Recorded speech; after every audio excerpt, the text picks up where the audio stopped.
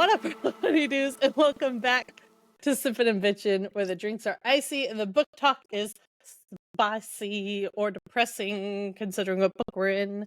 But we are on episode 9, part 9. We're your main bitches. I'm Sam. Okay, and I'm Steph. I don't know where she thought she was going to go with that, but I don't know where I thought whatever. I was going somewhere, and then I stopped and I was like, mouth, why are you still talking? Correct. That's more or less what happened just Story then. of my life. But welcome to episode 9, part 9. We are making moves. Making money moves, as you would like to say. I also would like to say that we're prepping to see each other in person for 2 weeks, and I was very productive today. I got 2 new tires for my car, which is very expensive, but needed. We're taking Yay. a long trip. We kind of need good tires. Let me tell you, I went to the place and I was like, hey, can you just like check my brakes and maybe rotate my tires? And the guy was like, I'm going to be honest with you, like just do the trip and then get new tires. He's like, you'd be fine. And then I was like, okay, well, what's the tread at? And he told me, and I was like, I'm just going to get new tires. So I decided to do all that today. He basically said, we're oh, ready. you think there's a tread still there? Honestly. But yeah, so we are covering chapter 36 to chapter 39 today. We are going to start with a note to the reader because that's always what we do. So let's get into it because there's some emotional chapters we will cover today. Not mine. Yes. They're Sam's. For once, they're Sam's. Anyway, this book contains themes and or discussions that some readers may find difficult to read. While there are no graphic scenes, there is mention of sexual assault, suicide, the death of children, and discussions of verbal, psychological, and physical abuse. If you need to talk with somebody about your experiences, there are people waiting to help. And the resources will be provided in the description down below for your convenience. Go team. We did it. We love you. There are people there for you.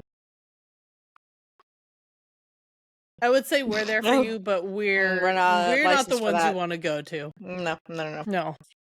All right, so previously on Sippin' and Bitchin' episode 9.8, it ended with Ash saying that it's the abyss that is, the feeling that they're feeling is the abyss.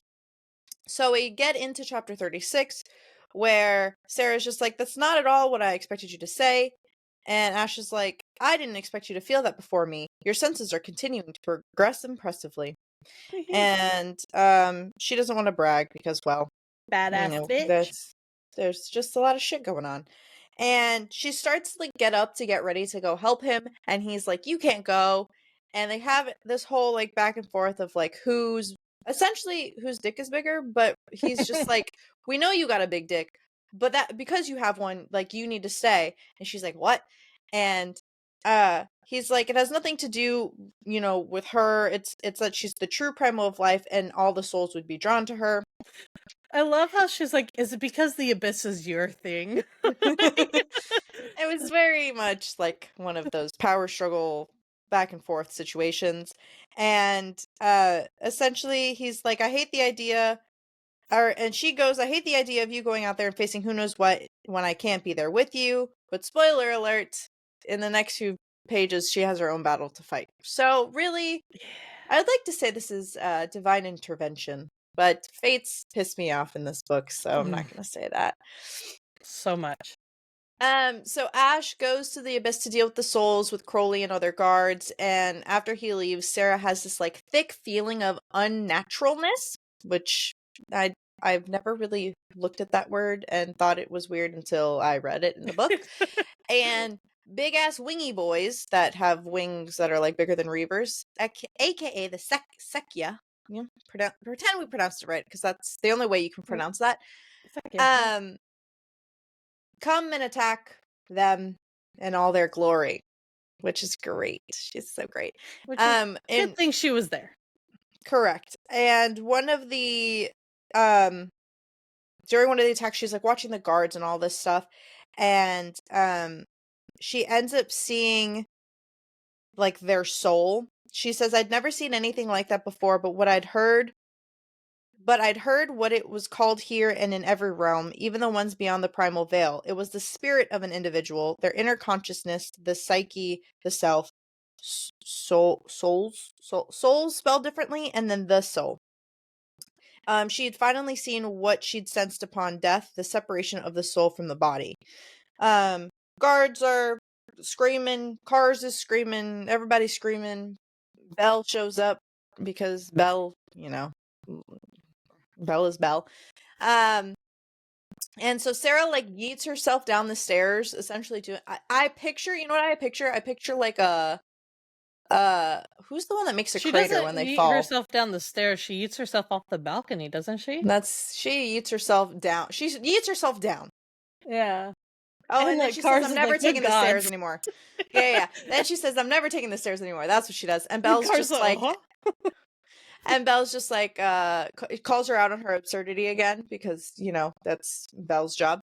Of course. And so she is just like, fuck this. I'm going to, kill them with my ether. So she tries to use her ether to fuck the Sekia up, and it's not working at Big all. nopes. And she's just like, I don't understand why this isn't working. I'm the true primal of life. And, so then she starts fighting them with, like, swords and shit. And she goes to Rain and she's like, I can use this, right? And Rain's just like, I guess so, but I also don't know why you can't kill them with ether. That's what Nyktos does. And she goes, of course he can kill them. And well, it's doesn't help that little battle of power they just had at the beginning of the chapter. Yeah, and I don't blame them. So then she also makes a comment about how like the Sekia were beautiful and delicate. She says the Sekia looked like the ancients had drunk too much whiskey when they constructed the creatures, seeming to want to create a new breed of bird, then changing their mind halfway through and giving them a vaguely mortal appearance. It's giving what's a bird human? There's another thing that's a bird human. There's one I'm thinking of that I don't know the name of it. But there is one. So imagine the one that you know. It's making me think of the adder almost, but that's just another image in the head. That's not like an actual description you can go look at. And we'll workshop it. We'll think about it. Is it Petrie from Land Before Time when he stands on his hind legs? Like, you know, the last time I saw Land Before Time, before my time. That is I have children, so that's also true.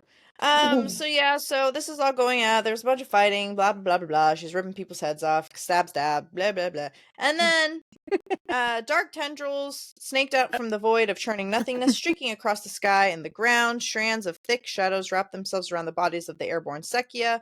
Funnels of whirling coal black mist raced across the ground, and the shrieks rose to an ear-pitching volume. Threads of silvery ether spun through the swirling darkness, slamming into the Sekia. Their shrieks were cut short, one after the other, as my gaze fixed on the center of the shadowy mass above the rise. To no one's surprise, Ash shows up. Whoa. The most wow! Are we having some feelings towards our shadow daddy right now? Like, damn. Well, he shows up in his true form, which personally I like the true form. We've learned from last episode he likes his big entrances, and we've learned from all these books, honestly, that he's a little bit on the dramatic side. Listen, he asks her if she's fine or whatever, what's going on, what happened, and like. It's one of those things where she's the true primal of life, and I just wish she could use her ether, because only he can use his ether, because he's the primal of death. Listen, we're having a woman power streak, okay, guys? So this is what a I'm little saying. bitter. We need woman power. There's something so satisfying, though, about being like, there's blood on you, and her just being like, it's not mine. Oh, yeah, that's super satisfying. Correct. Too good to get my own blood. So Belle asks after, Ash is like, are you okay? And blah, blah, blah. She's like, what in the world just happened with the Sekia? They've always served you. And Ash goes, they have, but I am not the true primal of death. Colas is. And so Sarah looks at Ash, and he continues and says, Colas summoned them. He's strengthening his defenses. Yay. Because he really needs to do that. Yay. So chapter 37 starts with Rain saying the Sekia, did all of them leave the abyss? And Ash says they did. about 1,000, give or take a couple hundred. Yeesh. And about 75% of them made it out of the Shadowlands. And then this is where we learn that Sarah can't kill them. Ash says only a primal of death can kill them with ether, and I have just enough of those embers to get the job done. Imagine if he didn't have those embers, they would be absolutely fucked. And then Sarah looks at Ethan and Crowley and says, "Not even the Draken." And he says, "Not even them. The Sekia would have swarmed any Draken who came to our aid, and they're capable of severely injuring even one as old as Nectus," which is terrible. And Belle, to her credit, I guess, Belle goes to about Sarah. She held her own and then some, with or without a weapon, and I respect that. And so she looks out into the courtyard and she sees there are people strewn across the courtyard, and even if Colas had only summoned the Sekia to him without giving them orders to attack, he knew that many of them would, because intuition told her that the creature's bloodline was old, that they had been created by the ancients themselves, just as the Dakai were, and their nature reflected that of their creators, hunger and cruelty. No wonder they're Coluses. Yeah, honestly. So then she's like standing there and she gets this sudden like prickly sensation from the nape along the nape of her neck, and she takes off, crossing the courtyard, entering the palace. And she's making out like a low murmuring of several voices, and essentially sorry, I got distracted. She passed the empty white marble pedestal again. This is another. Jennifer. Sorry, I am trying to make a point to like bring up whenever she mentions this pedestal, because I do think it is significant with the amount of time she's bringing it up. She essentially knows where to go. I guess her intuition's kind of just guiding her. And she's entering the palace's right wing, where the sound of voices is getting picks up essentially, and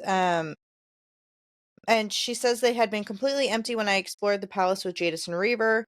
She went down the hall, and halfway down there were 2 doors open, and she picks up her pace because the ether was buzzing hotly through her veins. Honestly, imagine having that much of a pull, like being so magnetized to something. I'm assuming it's like a magnet, which is right.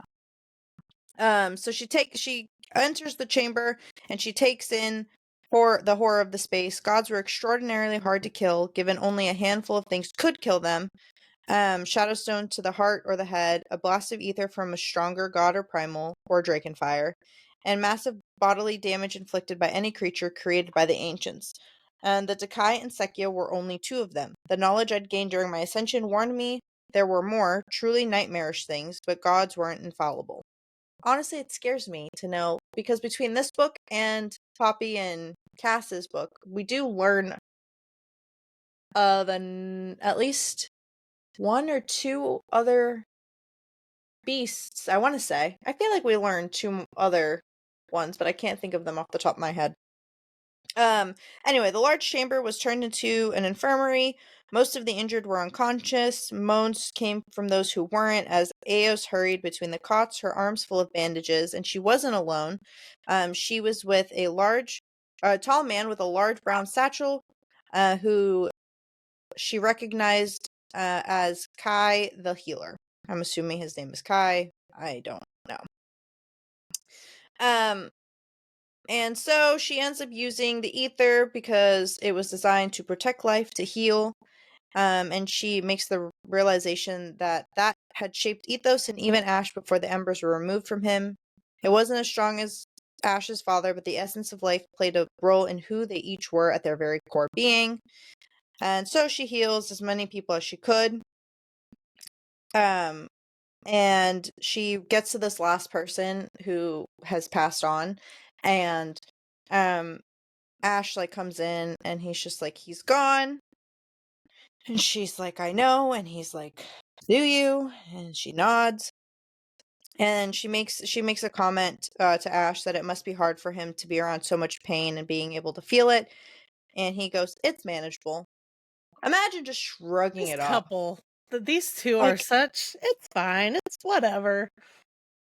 And then after, they have this exchange and she realizes, or they have this whole he's gone conversation, Ash says, "You've done more than enough." And Kai thanks her for her aid. And then he shadow steps them back into their bedchamber. And okay, I have to read in between the lines here in this part of the chapter. They like to talk So while doing other stuff. correct. And I think I've highlighted most of what I needed to. So Sarah, they get back to their bedchamber and Sarah's like, "I know what you're about to say." And he's like, "I doubt you do." And she's like, "I'm pretty sure I do." And then he cuts her off because, well, a bunch of Ash and Sarah time.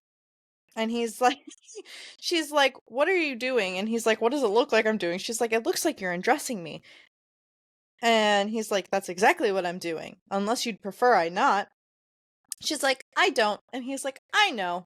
Their back and forth is so funny. And so then, they're multitasking because, who doesn't love a good multitask? Mm-hmm. And she goes, she makes a comment about how, he was angry when, when he saw her essentially, or when he came, and he was like, anger was the last thing that I was feeling in terms of Sarah. And she was like, "I didn't sense anger from you, but you looked angry." And he said, "I was angry when I saw what had happened to our people. You are correct in that sense, but that's not what I felt when I looked at you, nor is it what I feel when I look at you now." And, he's touching her. He says, "Want to wager a guess? Want to wager a This guess at sounds what so I'm much feeling?" worse when you just says he's touching her. I know. Oh.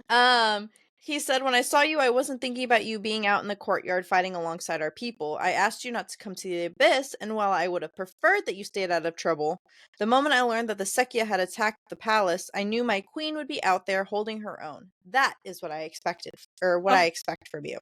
We love it. And he said, "What I didn't expect was what I would see when I saw you."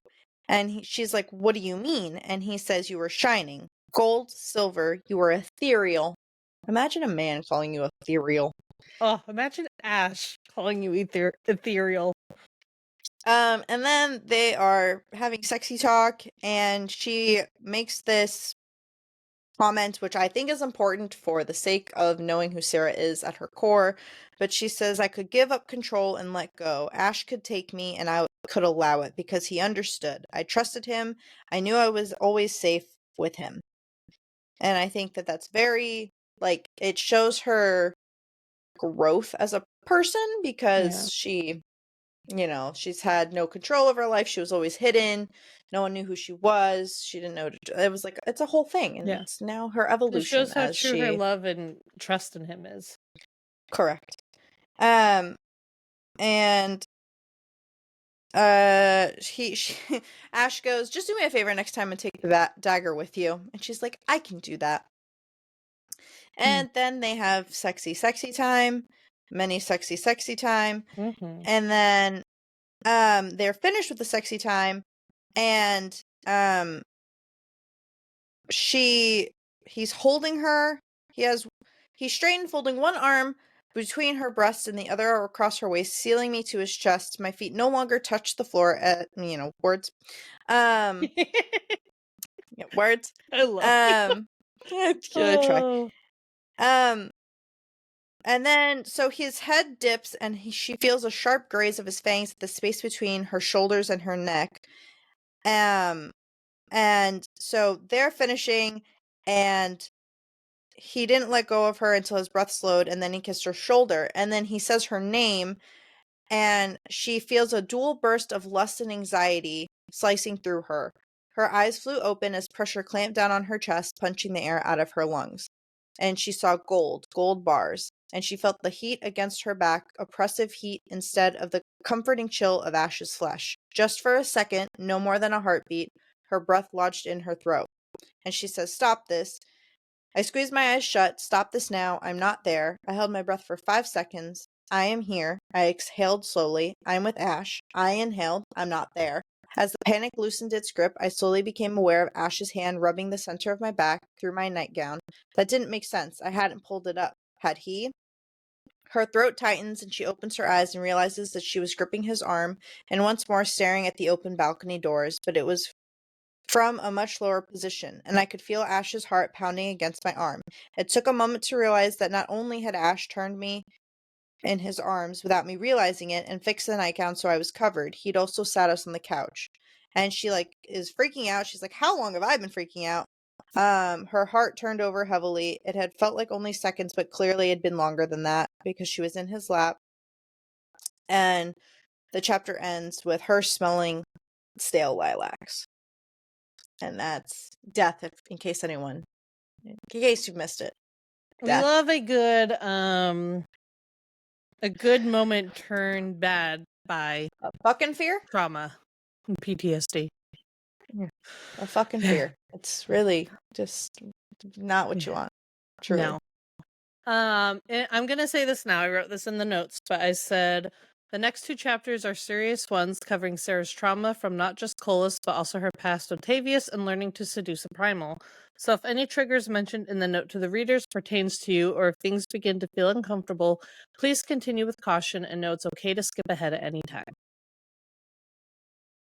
So while I was doing the notes, I was like, I need to put that in there before we get to these chapters. Yeah, and that'll probably be the rest of this episode, so you Yes. can probably proceed skip with to the last caution. minute if you need to. Yeah. Skip. You know yourself best. Don't feel like you have to suffer through it. So it begins with her saying, terror seized me in one breath and shame scalded me in the other. My muscles locked up and then moved all at once. I had no control over them, over myself. I sprang from Ash's lap so fast I nearly lost my balance as I bumped into the table, knocking over a glass. And Ash is calling her name and she's telling herself, like, I need to calm down. I'm not there. I'm being foolish. I'm not there. And then she starts up with the, it's okay. I'm fine. Which, I mean, considering how she was acting, like, honey, we know that's a lie. Correct. And it's okay that you're not fine. Like, correct. But he says, you're okay. And she nods and he's like, what just happened? And she's like, it's nothing. You didn't hurt me or anything. And he says, I know I didn't hurt you. I also know it wasn't nothing. And we love a man that's confident in what he was doing, but also knows her well enough to know that she's bullshitting him. Well, he said, you smelled stale lilacs. That's what true death smells like. And she says, that's what Colas smells like. Or no, he says that's what Colas smells like. And she's like, yeah, he does. And he's asking her to talk to him. And she's like, about what? And he's like, about what you're feeling right now. And she starts to go into trying to pretend what just happened is in there. She's like, oh, I'm tired. Shouldn't we be sleeping?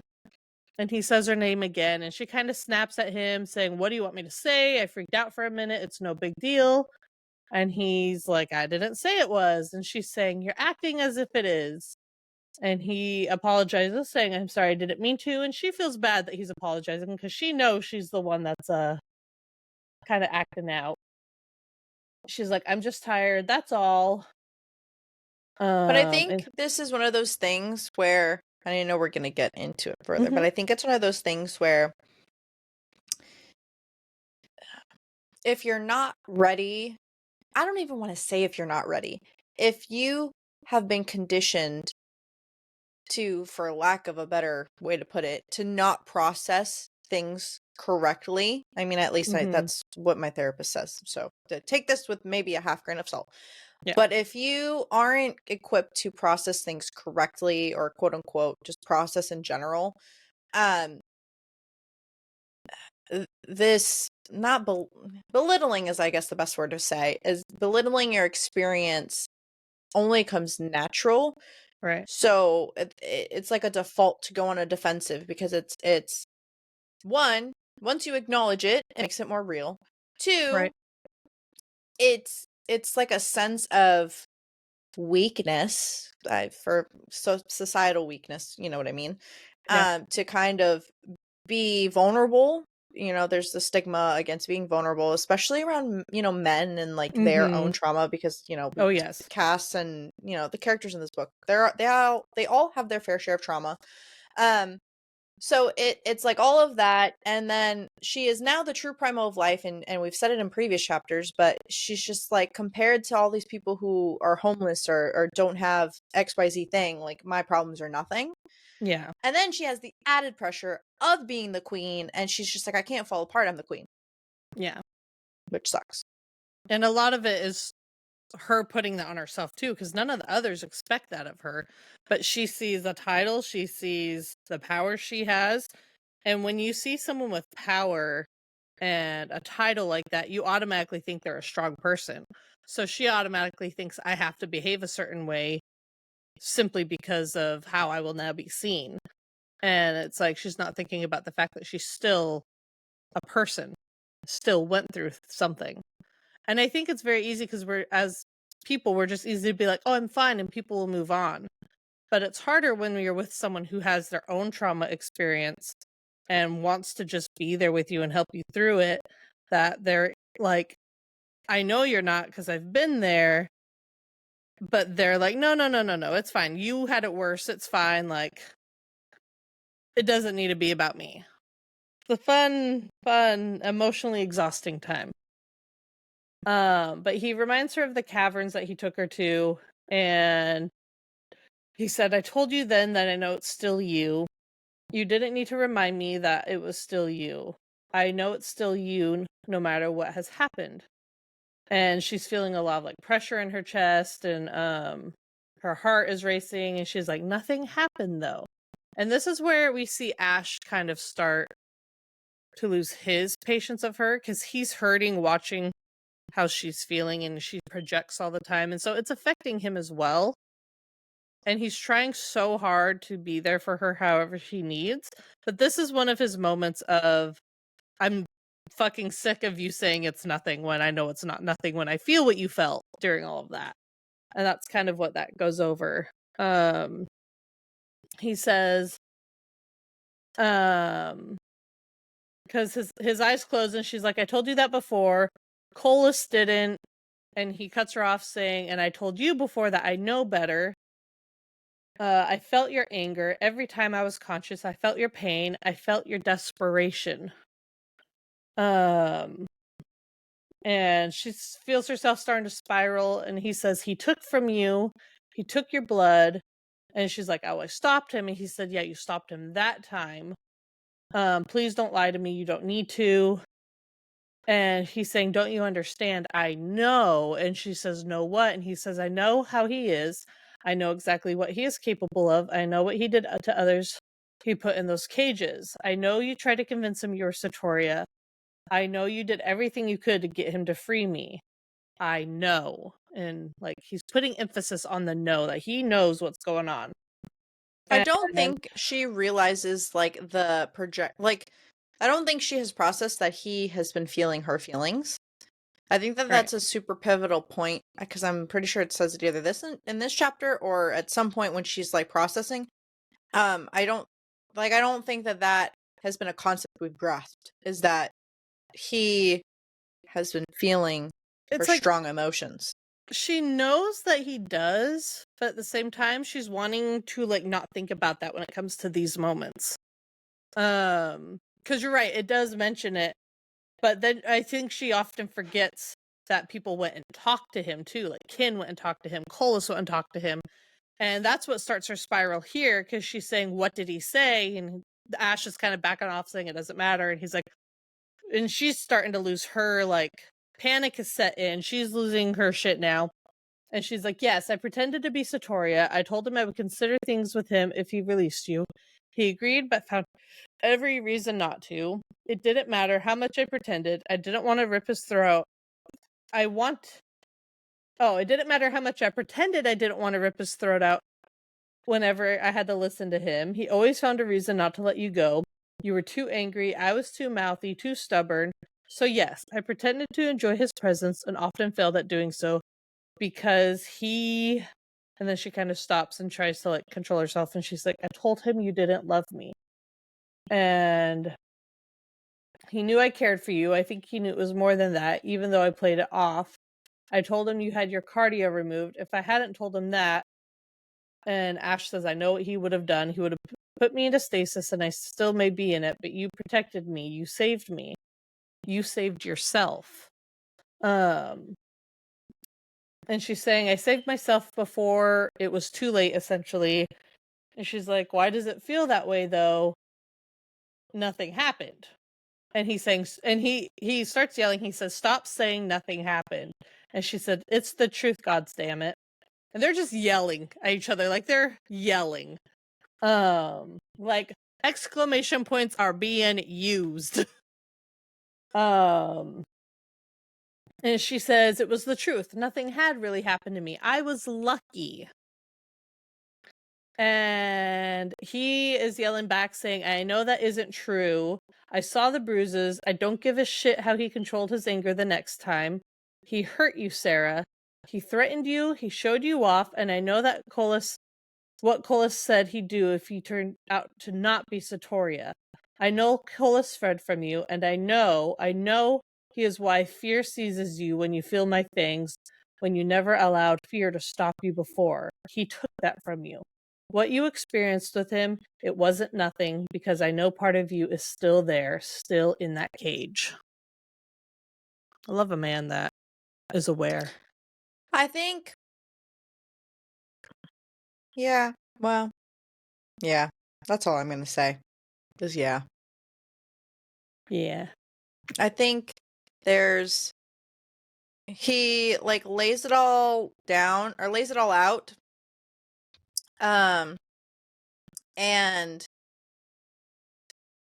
I think he's making the reality set in, which I think is really, really hard because it's overwhelming for her because she's in this battle of, I was lucky, it's nothing, things are fine, I am fine, but my husband can't feed from me because things and triggers and I don't know. It's hard. Correct. It's really being stuck between a between a rock and a hard place. I was like, what are you saying? I don't know. There were words that were trying to come out. Because she's trying to protect him, even though he already knows everything, basically. He just wants her to talk to him about it. He's trying to get her to talk about it when she wants to pretend nothing. It's just this cycle they're in right now. Correct. But she's feeling all this panic. Faint tremor ends up rocking the chambers, and she could feel all the parts inside of her thinning, becoming fragile and brittle, and as a tremor ran through her. Ash stiffens and everything about him changed. The hazy outline of his wings collapsed. The frost retreated. The temperature increased, but that last part wasn't him. It was me. So he brings the temperature down a lot. She's bringing it up. And he's telling her yep. He's telling her it's okay. Everything's okay. He's trying to get her to like calm down, but there ain't stopping the spiral she's on right now. Especially when she sees that she was gripping his arm so tight that there are half-moon cuts on his arm where her nails had dug in. And that's really like the straw that broke the camel's back. She was feeling like she couldn't break. She wouldn't break. And she's thinking about the fury of being made helpless, the sorrow of all those who had come before me, and the control, freedom, and everything else Colas had taken from us. The goddamn shame she knew. She knew it shouldn't be hers, but it still was because of that voice in the back of her head whispering that she should have been smarter when she dealt with Colas, should have been prepared better, should have been stronger. A lot of should haves. I was gonna sing Taylor Swift. It seemed like not the appropriate time. Well, I have in my ears playing Beyonce's "Run the World." So as I'm talking about her spiraling, we've run the world, girls. I'm listening to Jennifer's playlist for this book. Anyways, so a lot of should haves, could have handled better, would have realized that the star was above me the whole time, which I don't know why she would have thought that's what it was the whole time. Yeah, I don't know in what world when you're being caged and like literally held captive against your will, you were like, oh yeah, look, it's the star. Fearing for your life and your body every day, like, yeah, I think you had more things on your brain. If I'd been stronger, if I was stronger, like she says that a couple times, it wouldn't still be a piece of me in that cage. I would have been able to deal with this, would have gotten over it. All of it was too much. Like, so it's a lot of internalized blame, like would have, could have, should have. That really doesn't help. But all this takes over to her, and it's just too much for her body to handle. And so her notum takes over. It says, pain flared along the sides of my faces as my jaw stretched and expanded, peeling my lips back. Canines grew, my nose flattened. Your face. My body spasmed, doubling me over. My lips peeled back more as my jaw popped out of its socket. Ow, I've had my jaw pop a lot. That hurts. My knees cracked, mine too every time, and changed shape. My fingers shrank and thickened. Strands of silvery tipped gold fur. I love that they're silvery tipped. Like, it's great. Silvery tipped gold fur sprang from my flesh, rapidly covering my hand as my nails grew and sharpened. The straps of my nightgown snapped. Silk slipped from my body as I contorted, bones cracking at the joints and then fusing back together.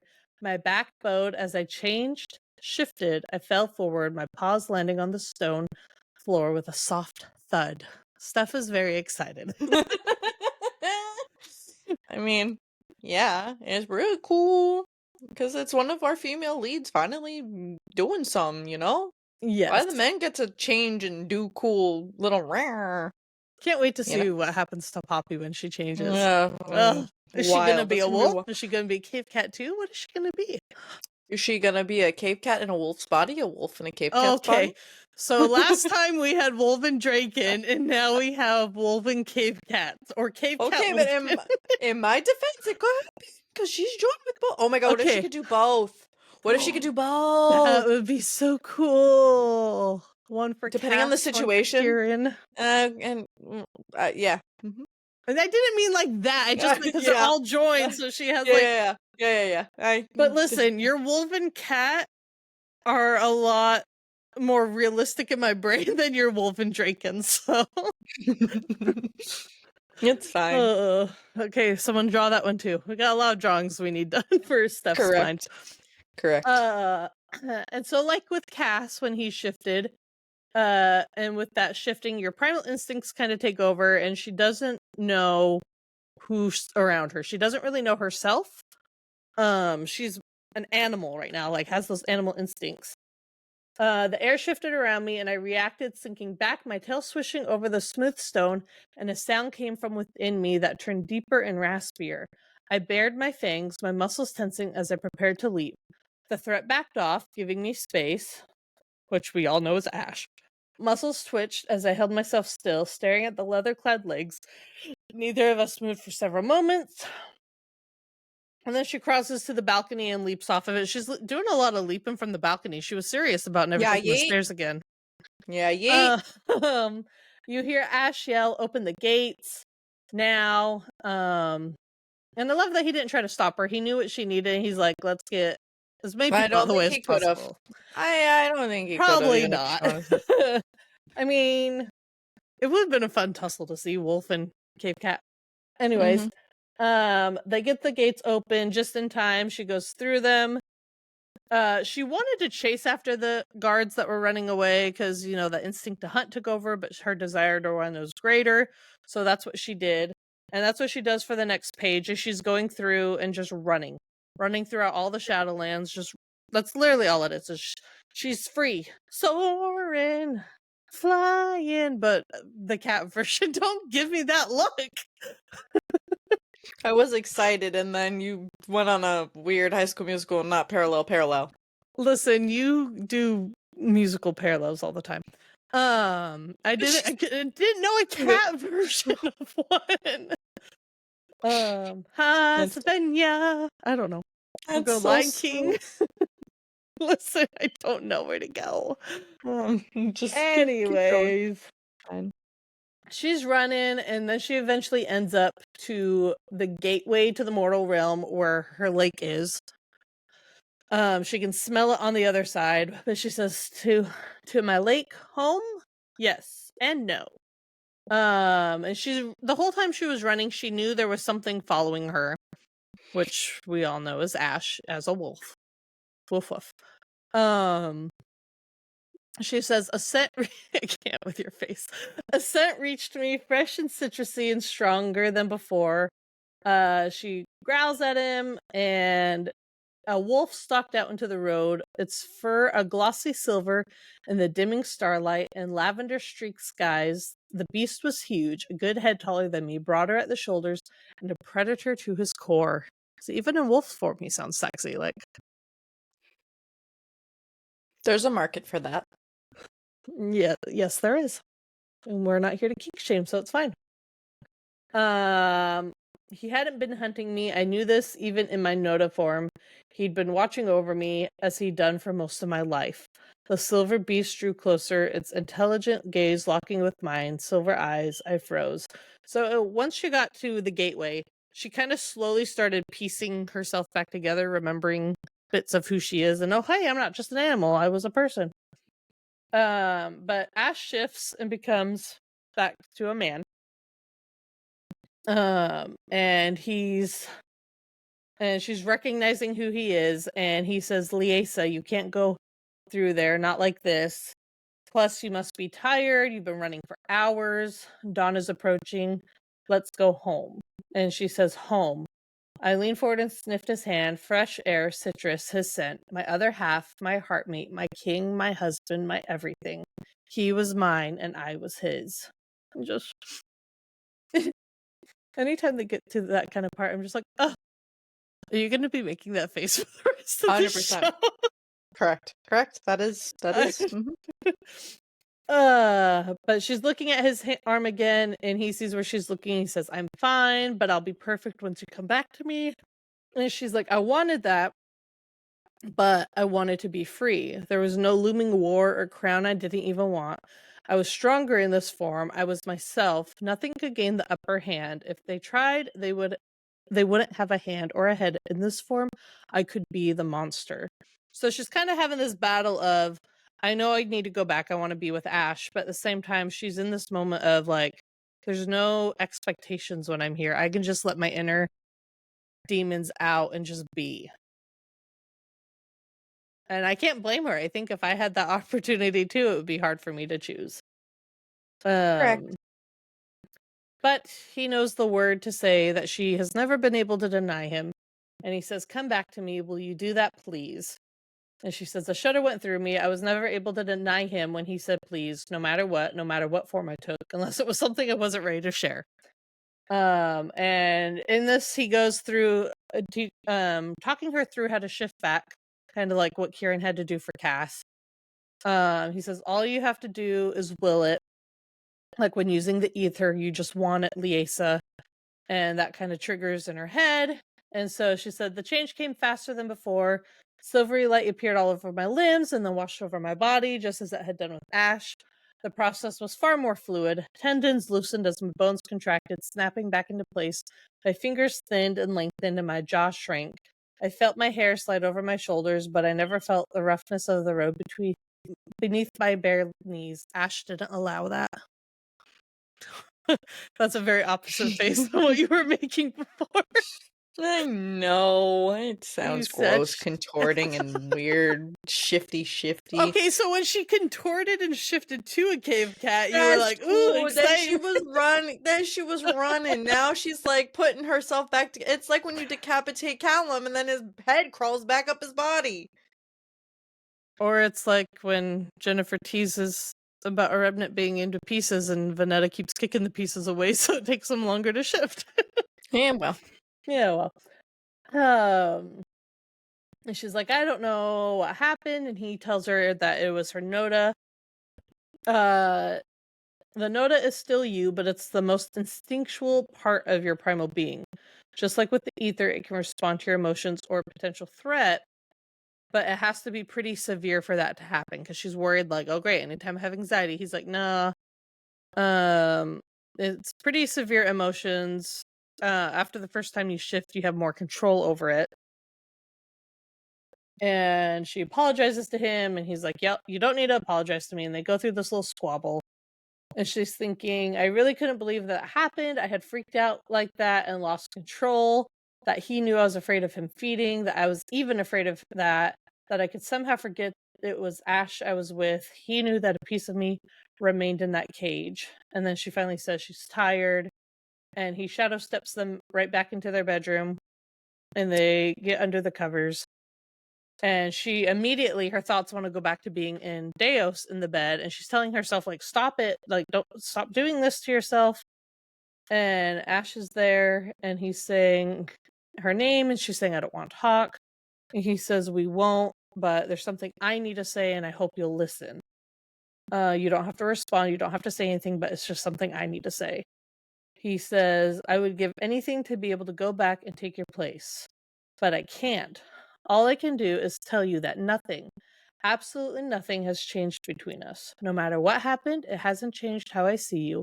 You are still the same brave, strong Seraphina I saw that night in the Shadow Temple. It hasn't changed how I feel about you. Nothing can, nothing ever will. And the face is back. He's being sweet and supportive. He is being sweet and supportive, yes. He gets a great face. He does get a good face. We love that man so much. True. My boobs almost muted my mic. They've done that before.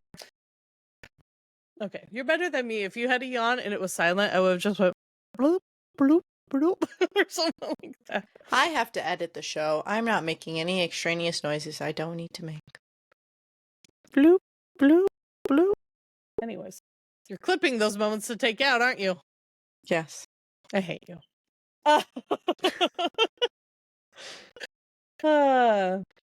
So, chapter 39, she is back to throwing up.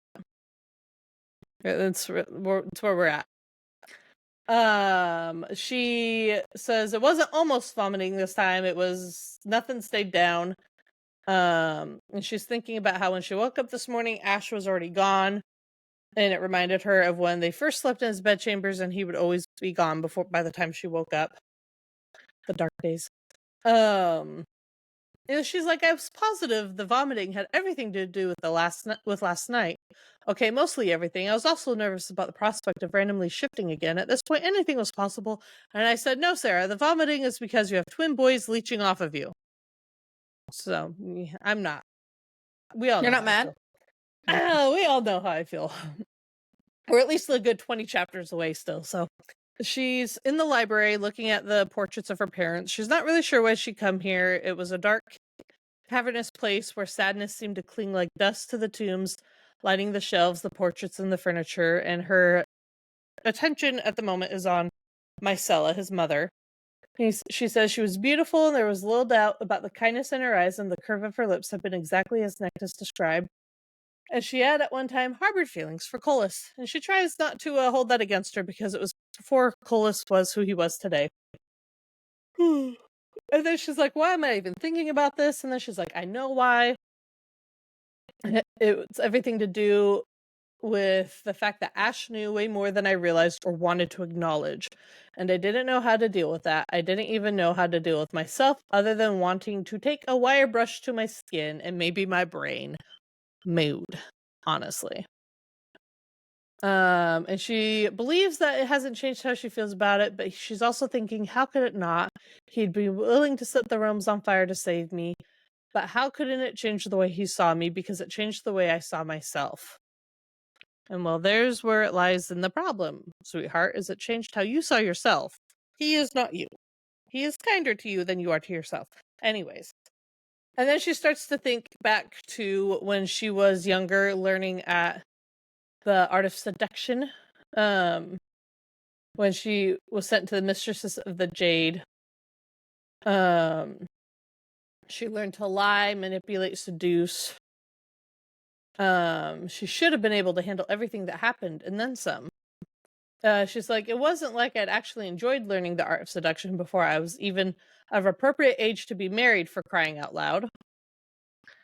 And honestly, honey, I think that's part of the problem, is that you were too young to process what you were being taught at the time.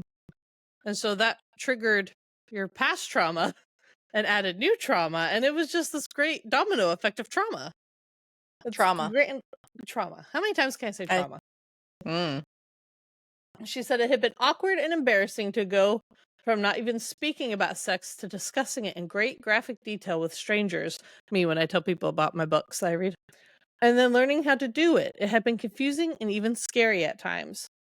It felt good, and it also felt wrong. I had been curious, and I also dreaded sessions and the look on Holland's face when he knew I'd begun that portion of my training. All in all, it wasn't a great experience. I had gotten over it. But I really hadn't gotten over that either, had I? I'm glad she has that realization. She's like, I got over it. Wait a minute. Maybe I didn't get over it. Well, she's also like in this whole processing period of like reevaluating literally every single thing in her life, which better Fair. late than never, I guess. I can kind of relate to that with making a lot of changes as an adult and those changes meaning I have to face things that happened when I was younger. And it's literally what the session of my last therapy was of like, I just pushed this stuff down before, but now that I'm reconstructing a lot of my beliefs, I have to bring it up because it's part of that. And it's hard as fuck. So, yeah. The processing stage is not fun. Nope. It's healing and good, but it's not fun. Correct. But she's realizing that she didn't really get over the things that she had to deal with when she was younger. And she's thinking about her time with Colas and the times that he bit her. How, like, the first time it was painful, the second time he didn't make it hurt, but he found pleasure out of it. And that had been a lot of really hard things to deal with, especially with right afterwards he slept in the bed with her. And she's like saying, but it wasn't like this stuff had happened. I'm not Vessis, who had to pretend she enjoyed being degraded. Colas had known I didn't like what he was doing. She's thinking about all that time with her. She's like, but I did spend years with the threat of Tavius lingering in the shadows of every corridor and his cruelty that bordered on sadism. I had to deal with the leering, too long looks that started when I was far too young to be on the receiving end of any sort of attention like that. Just like she'd been far too young to start training with the mistresses, and that probably didn't help with Tavius's thoughts because he knew where she was, so he thought, she's free, she's good, like all Pretty disgusting much. kind of thoughts. She was thinking about like her last day in Lysania with Tavius and what he was trying to do. She says, at the end of the day, though, none of that should affect me like it was because it was. None of that should affect me like it was because it was ... And then she says, I closed my eyes, still able to hear Ash shout, stop saying that nothing happened. And you think, yeah, she's making progress. And then she says, he had been wrong, though. In comparison, what I had experienced was nothing. I hate it here. So it's steps. It's like a 1 step forward, 2 steps back in this kind of process of like, you're realizing stuff that happened to you that shouldn't have, that was far too young. Even if you weren't too young, it shouldn't have happened. Like, but then you're like, but in the end, it was nothing. So it's like, oh, she's there and she's not. But she says, I couldn't let this be my ruination, and that's exactly what it felt like. And then she feels a presence, and Theron enters the library. We love Theron. Still, I don't care. He could be a baddie in the next book, but loving him right now. I put in the notes that we are Theron, so this is awkward. And, well, I mean, it's fine. He's saying, I haven't slept well here. And she says, I'm sorry. And he says, apology accepted. And he's saying that he never knew what was behind this door because it was always closed. And he was hoping wasn't sure if it was going to be a sitting room or something exciting. And she says, I imagine discovering that's only a library is disappointing. And this is why I put We Are Theron, because he says, quite the opposite. I've always found libraries enjoyable. So. True. That's why I put he is us. Fun fact about stuff that has nothing to do with this or really anything. I used to go to the library and rent movies, and my favorite movie that I ever checked out from the library was the live action Alice in Wonderland, but like not the one with Johnny Depp, the very first or second live action that they came out with. And it honestly is top tier, one of my favorite movies. I used to go to the library and rent movies all the time too. I have to try to remember the name of Oh the my one I god, you'll get to watched. see the library that I went to as a kid. Oh my god, this will Yay! be so exciting. We're gonna have Anyway, a great trip. continue. Anyways, off course. Libraries are great, kids. Anyways, he's saying he finds them to be enjoyable, though he's not sure he would find this one to be peaceful, and he says that there's a sadness to it. He says, all Honoru, what is left of us, that is, are sensitive to impressions left behind. Emotions leave an imprint, especially extreme ones. And he's saying this as he's looking at the portraits of Ash's parents. And then she talks about how Mycella was from Lotho, and he nods, saying yes, she was. And he says that many who live near Mount Lotho are gifted with unique talents, walking in dreams, prophesizing, and sensing emotions. And she says, I'm manipulating it too, yes. And then he says that Mycella's father was an Honoru, one of the oldest. From what I knew of her, she could not enter others' dreams, but she could read emotions and control them if she wished. She passed down half of those abilities to her son. Because we know Ash can sense emotions, he just can't control them. The Honoru blood is strong, though, known to skip a generation only to reappear again. If you and Nyctos were to have a child, it's quite possible that they could have the same abilities as Nyctos, or even those of his mother's father. He can travel into people's dreams. Who's to say? He doesn't already know. He says he tries not to, so. And all her dreams that are calling to him are of Colas and stuff. I mean, okay. But she says, my heart skipped a beat as his words tugged out of memory. Something I should have remembered. Anyways. But she says, and then he mentions how he tried to read her, and she says, I didn't mean to, I'm sorry. And he says that her honesty is refreshing, and that besides her and Ash, most primals tend to be untruthful, even when it's not necessary, which is amusing, since the ancients could not lie. And then he says, did Nyctos tell you how I was scarred? And she's like, I figured Colas was responsible. And he said he was. And she says, are you going to share? He says, no. I just love it. No. All right, then. And then she's starting to leave, saying, you're more than welcome to be here. Just close the door when you're done. And then he says, no, I was actually looking for you. Basically comes to light that she is the reason why he cannot sleep. He says, whatever plagues you upon waking follows you into your sleep and calls to me. I can usually ignore it, but I was unprepared for the intensity of such emotion. I need to stay awake to resist. You see, when someone dreams vividly, it's a siren's call to an Honoru. It prods at our most basic instincts to feed, not on blood, but emotion.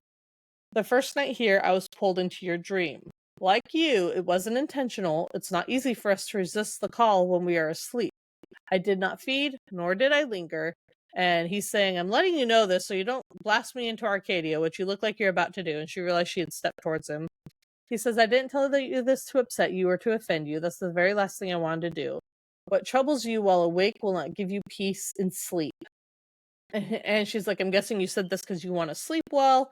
And he's like, well, yes. But he says, when someone, especially a primal, cannot find peace while awake or asleep, it shows itself in their actions, decisions, and temperament, as the realms already know. So he's saying, homegirl, you got to figure this issue out because you ain't going to be a good leader if you can't sleep.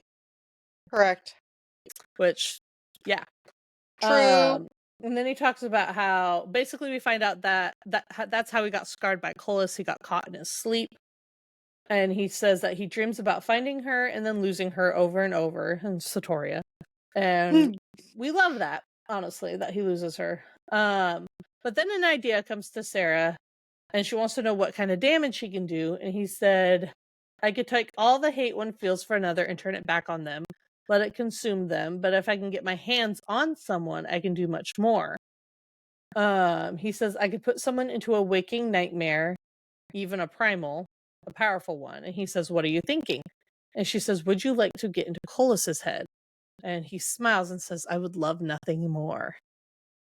And she says good. And then they feel Ash nearing the library. And Sarah has both this feeling of wanting to bolt to him, but also bolt away and hide. because of the night before with everything that happened. And when he comes in, she's very much reminded of him the night of her coronation, the hard set of his face. Just his demeanor is very much like that of when he came and got her from the mortal realm. And he says, "I'd like to speak to my wife alone." And Theron's like, "Bye," and leaves. And this whole encounter they have is very tense. Like, it's not warm and like touching and like just that closeness. It's very. She even mentions that he is reminding her of after she found him with Vessus when Vessus was feeding and he was like very closed off and cold. That's how he is right now. And they're talking about what her and Theron talked about Mycella and how she's half Honoru. And he was saying how she could affect others' emotions, but she felt the same way you do about compulsion, so she didn't do it often. And then he's wondering why she's in the closet, in the library, and she's saying it's quiet. And he's asking how she's feeling. And she's like sore from all the running. I don't think I've ever run that much in my life, and I hate running. And he says, your Noda appears to love doing so. And he ends up saying how basically I wish her first time in your Noda was different. I want it to be a good experience for you. And it's understandable. This is a big thing for you. He wanted it to be under a more controlled situation, and her in a more happy Positive. to be there. Yeah. Positive mindset. And she says, because he says, I wanted it to be a good experience for you. And she says it was. It wasn't bad. I was kind of freeing, even the running. I wasn't thinking. And he says about, and she says, anything. My mind was quiet. It's never quiet. She says, and then she says she's surprised that Belle and Eos didn't know that she shifted when she talked to them not long ago. I thought the guards would have said something, and he said the guards saw nothing out of the ordinary last night. That is, if they wish to keep their eyes and tongues. And so what a guy protecting her. Yep. So he basically told the guards to kind of keep it quiet, because he knew while her shifting wouldn't bother them to know, he knew that she wouldn't like the reason behind why it happened to come to light. So he was protecting her mental state in that way. And she says it was sweet and thoughtful of him to ensure that no one spoke about my wild run through the courtyards and beyond. I probably shouldn't think him threatening others was sweet, but he was protecting me, even if just from words and speculation. And she says, taking a deep breath, I looked at him. I needed to talk to him, and he was watching her. And so he's going to open his mouth to say something, and she's knowing that she needs to talk to him. And so they're about to take that step when they feel that Addis has arrived. And so they don't get to talk, and he just says, I'll see to him. I'll find you afterwards. And she says, 100 different things rose to the tip of my tongue. It was all of that being better stuff, but Ash dipped his head and pressed a kiss to my cheek. Then he was gone. This sucks. We're getting into like the nitty gritty of the book. And like, let me tell you, we haven't done the next set of notes yet, but I know what's coming. And I can almost guarantee that I'm the one who's going to do the notes for like a really impactful chapter that I'm not excited to talk about. I'm scrolling through right now to see. Remember trauma? We'll really get into that. It'll really add to it. But that's the end of chapter 39. So we'll do chapter 40. Oh. Yeah, that's what I thought. That's what I thought. So you're listening to this on the 10th, so the next episode will be out next week, and then we'll do a twofer again next week. Thank goodness. Thank goodness. You cover part of it, but I cover the really bad part. Okay, anyways. No. Yay! Next episode, we'll have another twofer week, and then... Join us for more trauma next time. Yeah, and we'll actually be together in person. So you will get a lot of content. Some of it might be book related, but it's gonna be a lot of... Most of it probably won't. But we're gonna do it anyway. I think I'm gonna put it on my personal and on our book pages. I'm gonna put this on our Instagram, but it'll be on our Instagram before you hear it here. So if you hear it here and have ideas, let us know. But if you have like a favorite road trip snack or like your favorite go-to for road trips, let us know. It's fun. Yeah, we are we're making our list and checking it twice. But sipping and bitching on everything. TikTok, Instagram, Threads if you're on Threads. And If you all are of our under a stuff is on rock, YouTube too. Jennifer has released the date of Primal of Blood Blood and and Bone. Ash, Blood and Bone. Oh Blown. gosh, too many bloods and stuff. Yes, June 2025 is gonna be our month. It's gonna be so exciting.